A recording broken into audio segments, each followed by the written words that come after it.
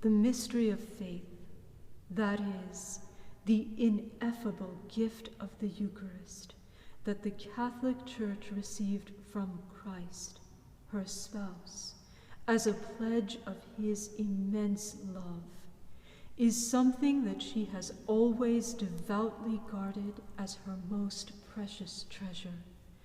And during the Second Vatican Council, she professed her faith and veneration in a new and solemn declaration. As a result of transubstantiation, the species of bread and wine undoubtedly take on a new signification and a new finality. But they are no longer ordinary bread and wine, but instead a sign of something sacred and a sign of spiritual food.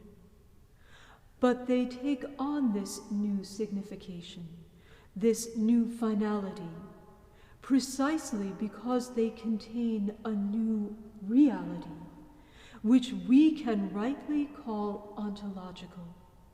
For what now lies beneath the aforementioned species is not what was there before, but something completely different, and not just in the estimation of church belief, but in reality, since once the substance or nature of the bread and wine has been changed into the body and blood of Christ, nothing remains of the bread and the wine except for the species, beneath which Christ is present whole and entire in his physical reality, corporeally present, although not in the manner in which bodies are in a place.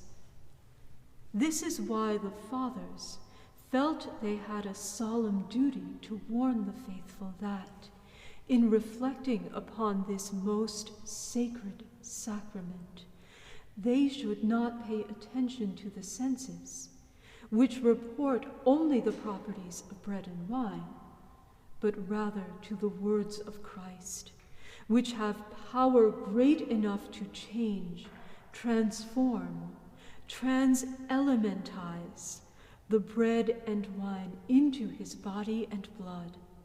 As a matter of fact, as the same Fathers point out on more than one occasion, the power that does this is the same power of Almighty God that created the whole universe out of nothing at the beginning of time.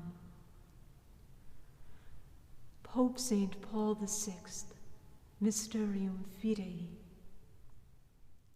We ourselves, with our whole being, must be adoration and sacrifice, and by transforming our world, give it back to God.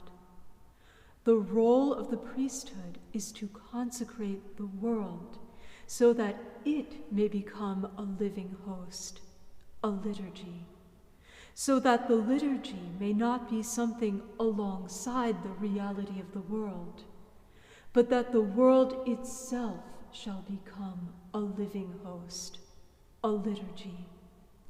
This is also the great vision of Teilhard de Chardin. In the end, we shall achieve a true cosmic liturgy, where the cosmos becomes a living host. Pope Benedict XVI, celebration of Vespers with the faithful of Aosta.